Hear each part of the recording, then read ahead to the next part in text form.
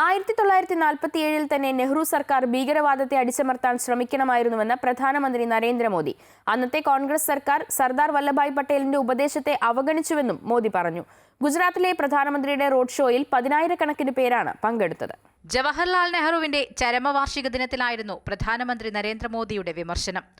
India വിഭജനത്തിനു ശേഷം 1947 തന്നെ ആദ്യത്തെ ഭീകരാക്രമണമുണ്ടായി.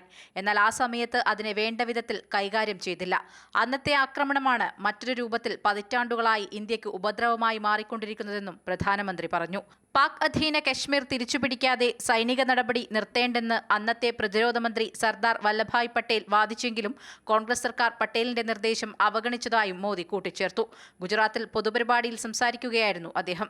1947 में जब मां भारती के टुकड़े हुए, कटनी चाहिए थी तो जंजीरें, लेकिन काट दी गई भुजाएं, देश के 3 टुकड़े कर दिए गए।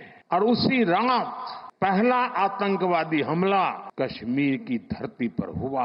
मां भारती का एक हिस्सा आतंकवादियों के बलबूते पर, मुजाहिदों के नाम पर पाकिस्तान ने हड़प ले लिया।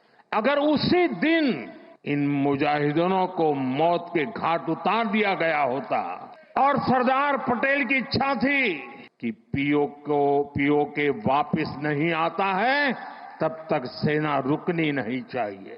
പാകിസ്ഥാൻ വർഷങ്ങളായി നിഴൽ യുദ്ധം നടത്തുന്നത് നേരിട്ടുള്ള യുദ്ധത്തിൽ വിജയിക്കില്ലെന്ന് ബോധ്യമുള്ളതുകൊണ്ടാണ്. ഓപ്പറേഷൻ സിന്ദൂറിൽ ഇന്ത്യയുടെ തിരിച്ചടികളെല്ലാം ക്യാമറയിൽ പതിഞ്ഞതിനാൽ ആരും തെളിവ് ചോദിക്കില്ലെന്നും മോദി വ്യക്തമാക്കി. ഇന്ത്യക്ക് സമാധാനമാണ് വേണ്ടത്, പ്രകോപിപ്പിച്ചാൽ മിണ്ടാതിരിക്കില്ലെന്നും മോദി മുന്നറിയിപ്പ് നൽകി. ഗുജറാത്തിലെ ഗാന്ധിനഗറിലെ റോഡ് ഷോയിൽ 10,000-കണക്കിന് ആളുകളാണ് മോദിയെ കാണാൻ അണിനിരന്നത്. പുഷ്പവൃഷ്ടി നടത്തിയാണ് പ്രധാനമന്ത്രിയെ വരവേറ്റത്. മുഖ്യമന്ത്രി ഭൂപേന്ദ്ര പട്ടേൽ അടക്കമുള്ള നേതാക്കൾ റോഡ് ഷോയിൽ പങ്കെടുത്തു. ഗുജറാത്ത് നഗരവളർച്ചയുടെ 20ാം വാർഷിക ആഘോഷ പരിപാടിയിലും മോദി പങ്കെടുത്തു. ഒട്ടേറെ വികസന പദ്ധതികൾക്കും മോദി തുടക്കം കുറിച്ചു. News desk, Amrita TV.